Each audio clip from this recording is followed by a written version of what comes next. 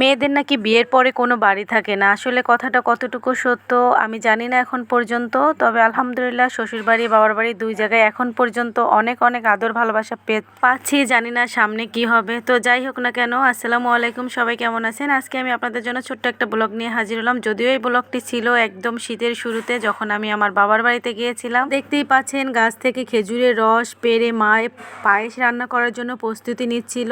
একদম টলটলে একেবারে ফ্রেশ রস। সত্যি কথা বলতে ভয়েস দিতে যেয়ে কিন্তু আমার আবার রস খেতে মন চাচ্ছে। জানি না কার কার রস খেতে মন চাচ্ছে, অবশ্যই কমেন্টে জানিয়ে যাবেন। এখানে দেখতেই পাচ্ছেন গাছ থেকে একদম ফ্রেশ রস আমি একটা গ্লাসে নিয়েছি। দেখতে পাচ্ছেন কালারটা কত চমৎকার। আর একটা বাস্তব কথা, সেটা হচ্ছে মায়ের মতো আপন আসলে কেউ হয় না। আমি যতবার মায়ের কাছে গেছি, যা কিছু আবদার করেছি, মা কিন্তু না দিয়ে পারিনি। এখানে আমি গাছ থেকে রসটা নিয়েছি। আর রসটা খাওয়ার জন্য কিন্তু অবশ্যই একেবারে ভোরবেলা উঠতে হবে, কারণ এরপরে যখন রোদ উঠতে যায় রসটা কিন্তু নষ্ট হয়ে যায় আর সেই স্বাদটা কিন্তু থাকে না। তো আমি এখানে 1 গ্লাস রস নিয়ে সেই খেজুর গাছের কাছে যেয়ে কিন্তু একটু ঢং রং করতেছিলাম ভিডিও করার জন্য। দেখতে পাচ্ছেন রসটা তারপরে খেয়েছি। এদিকে আমি এসে দেখি মা জাল ধরিয়ে দিয়েছে কাঠের চুলার, যেহেতু আর মাটির চুলায় রান্নার মজা কিন্তু অন্যরকম। যারা যারা খেয়েছে তো অবশ্যই জানে। তো এখানে একটা বড় হাঁড়িতে মা রস জাল করে নিচ্ছে প্রথমে রসগুলো খুব ভালো করে ফুটিয়ে নেওয়া হচ্ছে। দেখতেই পাচ্ছেন রসের উপরে কিন্তু অনেক ফেনা ওঠে, আর আসল রসের সব থেকে বড় রসটা কতটুকু খাঁটি সেটা কিন্তু আপনার একমাত্র ফেনার মাধ্যমে দেখতে পারবেন। যে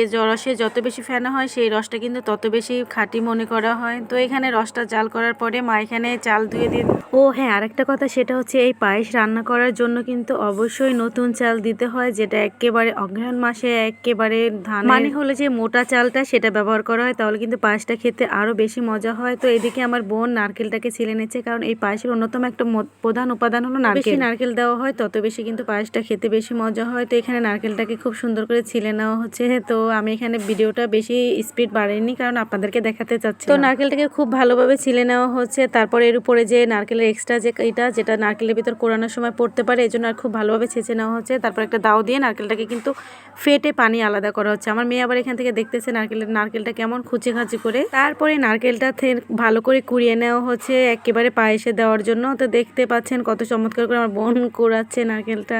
তো এখান থেকে আবার মেয়ে আবার একটু নিয়ে নিয়ে খাচ্ছে, আমিও বারবার নারকেল একটু একটু নিয়ে খাচ্ছি। আমার মতন এরকম কে কে কোরানো নারকেল খেতে পছন্দ করেন একটু জানাবেন কিন্তু। হ্যাঁ, নারকেল এদিকে আমার মা দেখছিল যে চালটা কতটুকু সিদ্ধ হয়েছে, কারণ চালটা সিদ্ধ না হলে কিন্তু নারকেল দেওয়া যাবে না। তো চালটা কিন্তু মোটামুটি ভালোই সিদ্ধ হয়ে আসছে, অল্প একটু বাকি আছে। সেই কোরানো নারকেলটা বেশ খানিক পরিমাণ এই পায়েসের ভিতরে দিয়ে দেওয়া হচ্ছে। এদিক থেকে আমি একটু নাড়াচাড়া করে দিচ্ছিলাম, যাতে নারকেলটা খুব ভালোভাবে পায়েসের সাথে মিশে যায়। তো মেশানো হয়ে গেলে পায়েস কিছুক্ষণ রেখে দিলেই মজাদার পায়েস তৈরি হয়ে গেল। তারপরে আমরা দুপুরের দিকে কি করলাম, ভাই বোনে সবাই মিলে আমার ভাইয়ের হাতে সফেদা মাখা খাওয়ার জন্য আবদার করলাম। তো সে খুব চমৎকারভাবে কিন্তু এরকম মাখামাখি করতে পারে। তাকে একটু রিকোয়েস্ট করার সাথে সাথে সে রাজি হয়ে গেল। গাছ থেকে কিছু সফেদা পেড়ে এনে দিলাম, সে খুব সুন্দর করে ছিলে এখন গ্রেটার দিয়ে একটু গ্রেট করে নিচ্ছি। দুপুরের দিকে কিন্তু এরকম মাখামাখি বা টক জাতীয় খাবার কিন্তু বেশি ভালো লাগে। তো দেখতে পাচ্ছেন এখানে খুব ভালো করে ছিলে নেওয়া হয়েছে এবং পানিতে ভিজিয়ে রাখা হয়েছিল, কারণ হচ্ছে সবেদের কিন্তু এক্সট্রা কিছু কষ থাকে, যেগুলো পানিতে ভিজিয়ে রাখলে কিন্তু খুব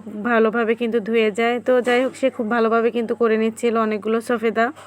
আর এইদিকে আমিও কিন্তু চলে গেলাম। সফেদা কিন্তু কলা পাতা ছাড়া খাওয়া যাবে না, তাই পুকুর পাড়ে চলে গেলাম কলার পাতা নিয়ে আসার জন্য, যাতে করে কলার পাতার উপর রেখে আমরা সফেদা মাখাটা খেতে পারি। তো আমি পুকুর পাড় থেকে সফেদা নিয়ে আসলে এদিকে দেখি তার গ্রেটার করা শেষ এবং সে সফেদা মাখানোর পুরো প্রস্তুতিতে চলে গেছে। তো এখানে পরিমাণ মতো তেঁতুল নিয়েছিল, তেঁতুল সাথে শুকনো মরিচ এবং লবণ দিয়ে খুব ভালো করে মেখে নিচ্ছিল। তারপর তেঁতুলগুলোর সাথে পেঁয়াজ দিয়ে ভালো করে মেখে একেবারে সফেদাটাকে খুব মাখা করে নিয়েছিল। খেতে কিন্তু অসাধারণ হয়েছিল, আমার মুখে কিন্তু এখন পানি চলে আসছে। তো যাই হোক, সেই কলাপাতা নিয়ে আসা হয়েছিল। আমার মেয়ে দিকে এবার কলাপাতাগুলো ছিঁড়ে নিচ্ছে, বলতেছে আমিও এটার ভিতরেই খাবো। সে একটু নিয়ে নিল অল্প একটু। তারপর আমি এখানে কলা পাতার ভিতরে সফেদাটা নিয়ে নিলাম। তারপর সত্যি বলতে অসাধারণ একটা খাবার খেয়েছিলাম সেদিন দুপুরবেলা। তো আমার ভাইকে বলতেছিলাম তুমি নিজে বানাইছো, নিজেই একটু রিভিউ দাও কেমন হয়েছে। তো যে আমার মতো কে কে এরকম মজা করে অবশ্যই কমেন্ট বক্সে জানাবা।